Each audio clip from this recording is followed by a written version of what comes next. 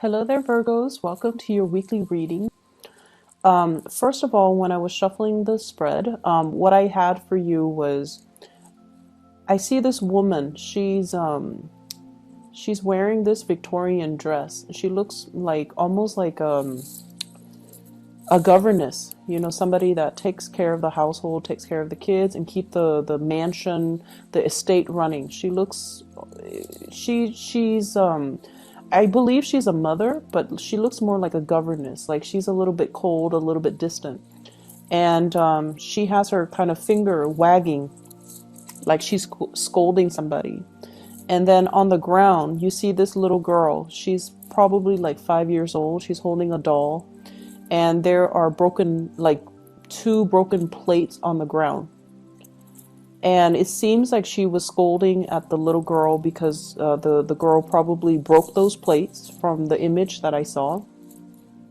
And the girl is sad and she's kind of ashamed. And she did a little curtsy. She, bent down and kind of distracts the governess by spreading her dress and doing a little curtsy and then smiling. And the governess, it seems like her heart is melted, and then she stops yelling or she stops scolding. That's what it feels like to me. And so in alignment with this reading, I feel like the cards are corroborating the same theme. What I have here is the Page of Cups. And I feel like there is somebody in your life who is a little bit of a charmer, who's a little bit of an attention seeker.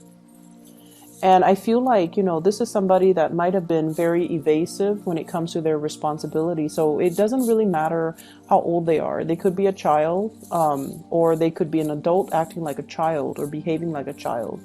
But they are a little bit of a charmer. Like they weasel their way out of situations by turning on the charm, turning on the waterworks. They know that they are cared for, and I feel like they tend to push boundaries a little bit. Okay, so if you're dealing with children, you want to be a little bit careful when it comes to their behavior and how oftentimes they can turn on the charms or the waterwork to get out of getting a scolding, or to avoid repercussions for their actions, or even to kind of charm their way into people's hearts. Okay, so that's what I'm getting. For some of you, this could literally be a child. For others, it could be a relationship partner, and then for others, family members. I'm also sensing as well co-workers. I'm not sensing it strongly, but I feel like it could be a co-worker who is a little bit kind of like evasive when it comes to handling their responsibilities. So if this is somebody that you're dealing with in the work front, and I see this a lot for you guys, it's almost like energetically, you guys are such workaholics and you guys are such good workers that oftentimes you are put alongside people who are slackers. And I feel like, there is a major karmic lesson here about them needing to learn from you. It's almost like you're setting the bar really high. You're setting the standards of integrity and work ethics. And they're supposed to learn a big karmic lesson from you about personal responsibility, personal obligation, stepping up when other people are not in the picture, or stepping up regardless of who's looking. It's almost like we do what we need to do because it is a part of our responsibility. So whether or not the boss is watching, we still need to work. Whether or not we feel like it, if there's some group, some people that are dependent on us, we need to step up. Okay, so it's almost like you can charm, you can turn on the waterwork. The work is not going away. So we need to handle responsibilities because it is our obligation to the place of employment. It's also because other people are depending on us to do our due diligence and to,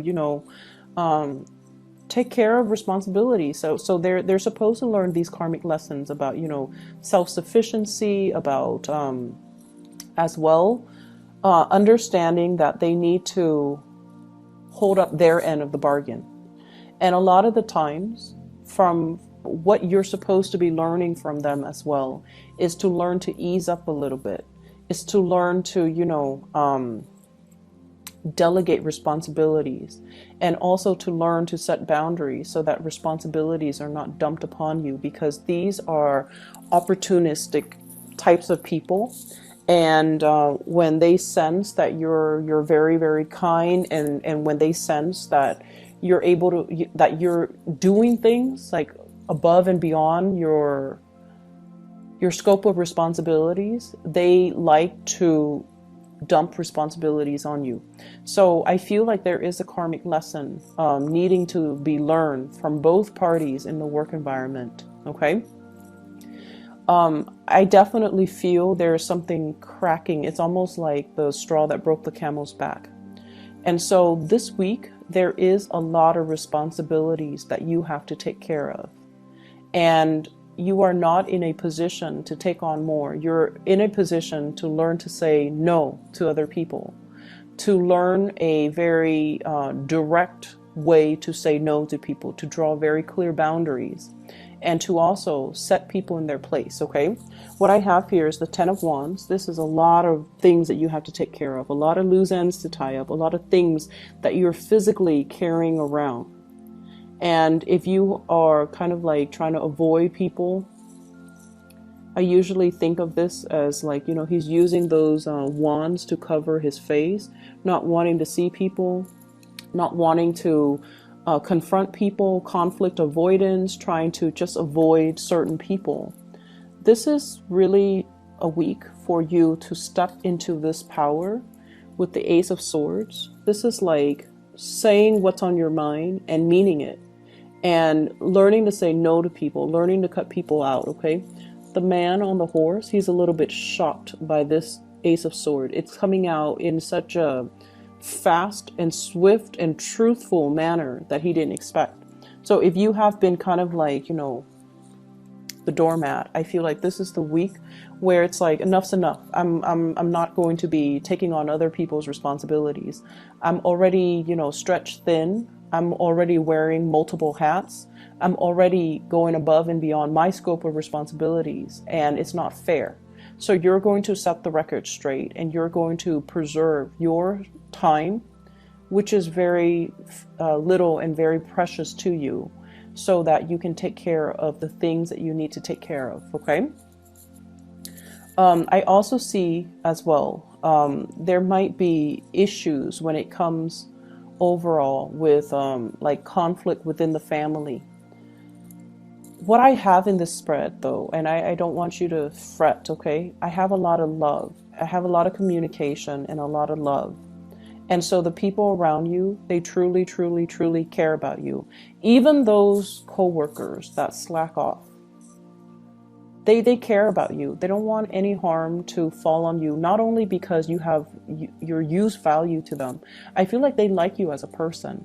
They're just opportunistic. They would do this to anybody. So it's not personal, right? And I also feel like the family members, relationship partner even. What I have here is the Ace of Cups. You have two aces, Ace of Swords and Ace of Cups. Communication needs to come from the heart. Okay, it's not about scolding. It's not about, chastising somebody for their wrongful behavior. It's about telling them, you have to be a little bit more responsible with those plates. Like you broke those plates because you were reckless when you were playing. So being a little bit more delicate and gentle and toning down the communication when you're interacting with people that you love, and especially if you're interacting with people. It's almost like the delivery, the tone, the attitude matters a lot. And you want to be cognizant of that. Because what I feel in this spread is there's a lot of love involved, but maybe the delivery of a message needs to be changed, needs to be softened up, needs to be thought out a little bit better. Okay? But what I do feel is, there's definitely some people weaseling their way out of dealing with ramifications of their actions. There are also people as well. This is sort of like, conflict, not seeing eye to eye with people, but it's a very slight, minor type of conflict. And a lot of it has to do with control issues, wanting to control other people, wanting to control environments, wanting to control a situation. This could be coming through from your end or from another person's end. But there's an element of control and wanting to have like a, it's like my way or the highway, you know. It's almost like, it's not so much about the broken plates, because, you know, the image that I saw was a child. Children are going to be children. They're going to be a little bit reckless. They're going to be a little bit clumsy. And so after everything is said and done, the plates are already broken. The child's already ashamed. And so they don't need, you know, that further reprimand, I guess. Okay, so gauging the situation and picking your battles and knowing when to get involved and when to kind of withdraw. Okay, so that's what I'm sensing here. I feel like in relationships, there might be a little bit of conflict coming in, and I feel like it's ideological in nature. Ideological in nature. I have here a fire sign, a Sagittarius, an Aries, or a Leo. And I also have a Taurus person in the picture as well. So what I feel here is if you are in a relationship with any of those signs, there's definitely a lot of love.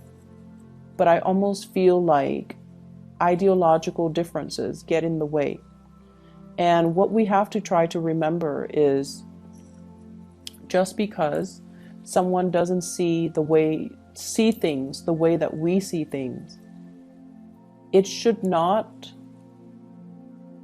So if it's just on the ideological viewpoint, if someone doesn't see things the way that you see things, it shouldn't diminish, you know, your love for them or their love for you. If someone rejects your idea, they're rejecting your idea. They're not rejecting you. If someone doesn't do what you ask them to do, it has nothing to do with you. It has everything to do with them and where they're at and the way they see a situation. So ideological differences doesn't really diminish the love. It doesn't diminish, or it doesn't undermine the love in the relationship. So seeing things from that perspective, I feel like, is really going to help transform the way this relationship works for you. So we can agree to disagree. We don't always need to agree on all topics under the sun in order for us to work as a unit, in order for us to move forward, in order for us to, you know, be together. Okay, and that is with family, that is with love relationships, and I feel more so with love relationships. So I almost feel like there is a major separation between your work life and your personal life, which is probably a good thing. But I almost feel like you have double standards when it comes to what you tolerate from people who are really close to you versus the really bad behaviors that you tolerate from people in your work environment. And I mean, you know, we do have to do what we need to do in order to survive. So we know that work pays the bills. And so when we come to work, we have to behave in a different manner. But I almost feel like this set of double standards, okay? It's like treating strangers with a lot of compassion, but treating your loved ones with a lot of like criticism. That's what it feels like to me. Because I have with this Ace of Swords is on top and the Ace of Cups is on the bottom. It's like being harsh with certain people and then extending love to other people. And you want to make sure that the people are deserving, okay? You want to make sure that the people that are doing their due diligence, that are, you know, taking care of their responsibilities, are the ones that should be getting the love and the support. Whereas the ones that have been reneging on their responsibilities, that, you know, leave things to the last minute, are the ones that should be getting chastised. So I feel like directing your energy towards the right people, rather than directing your focus, directing your energy towards the right people, rather than penting up your energy and your anger and then having it come out directed towards the wrong people, the ones that don't deserve it, the ones that are just like on the sidelines, and the ones that have nothing to do with the root of the problem. Okay, so this is a week for us to kind of reassess where we have been too harsh and where we are giving our energy. And especially if we're giving our energy to people that are charming and just evasive and irresponsible, when we should be giving the love to people who are, you know, doing their fair share of the work, who are responsible, who have been nothing but honest. So I feel like that element is coming through. You might be called in to mediate situations as well. And I feel like there might be, I'm seeing like an interview panel. It's like they're deciding on the next candidates, and somebody might call out sick and you might be kind of like interim. You might be called in to fill that position on a panel where you are assessing people's work potential. You're assessing people's skills. You are assessing people's work history. So I don't know if you're on a panel to do that. So like I said, somebody might call out sick. You might be a filler. Or if you do this on a regular basis, I feel like there will be a lot of good candidates. Okay, so be careful about those charming ones. Be careful about the ones that are, you know, super articulate, but when it comes to their work history, and you want to make sure you follow up and call their references, okay, and asking the right questions. So I definitely feel like it's going to be a very busy week. There's lots to do and lots to take care of, and you need to keep your kind of like your mind razor sharp and pick your battle so that you're not stretched too thin. I'm seeing as well, I honestly feel many of you have a lot of support from the people in your work environment, especially the higher ups, okay? I mentioned this with Libras as well, but I also feel it coming through from you. With Libras, it seems like they're getting a lot of assistance. And I feel like with you, you don't reach out. You never reach out when you have, you know, when you need assistance. You are very stoic, and this is like earth sign. This is typical earth sign energy. You, Taurus, Capricorn, you guys are very stoic. You guys are self-sufficient, and you pride yourself, especially you and the Capricorn. You pride yourself on being self-sufficient, on being able to do things on your own. And you work best actually when you're on your own, when you're left to your own devices, because you know what needs to be done. And so the whole process regarding teamwork, group effort, all of those things are nice in theory, but you know, in real life, they hinder progress. In real life, if you're left to your own devices, that's when magic happens. And so you might be shying away from group work. You might be shying away from, you know, working together with other people, because everyone's going to have their own agenda, and everyone is not on the same page when it comes to their reliability, and everyone's not on the same page when it comes to their ability to take care of things. So I feel like, you know, group work is just like the bane of your existence. I'm also sensing as well, I'm also feeling as well, and this is, you know, relationships. For those of you who have recently broken off a relationship, and especially if children are involved, like a separation, a divorce, or something like that, I feel almost like a coming together in the relationship for the sake of the kids, wanting to resolve things or wanting to stay together, wanting to give it one last try, or wanting to, you know, make amends and repair these rifts, because there's a lot of love. There's definitely a lot of love, and there's definitely, you know, the element of children involved as well, because you want to keep the environment stable and just you think it's going to be good for the kids. Make sure all parties are on board, and make sure that, you know, it's almost like you should do it for the kids, but at the same time, if you know this is a cyclical merry-go-round, if you know that, you know, you're going to get into heated arguments with your partner, it's best not to keep that energy around the children, okay? Learning to air out the dirty laundry, learning to air out these things behind closed doors, I feel is the best strategy. Okay, so you might be dealing with somebody who's very explosive. Like when they're upset, they need everybody to know that they're upset. They're kind of like a little bit like dramatic. Okay, and I feel like keeping that energy a little bit tame, or having that conversation with your partner, so that you can have these, so that you can remove the children away from the conflict, or you can, air out your differences behind closed doors. I feel like that's the more adult thing to do. So that's all that I have for you, Virgos. I hope the reading resonates. I hope it has been helpful for you. And I do wish you all the best, okay? And I'll be back next week. Take care of yourself.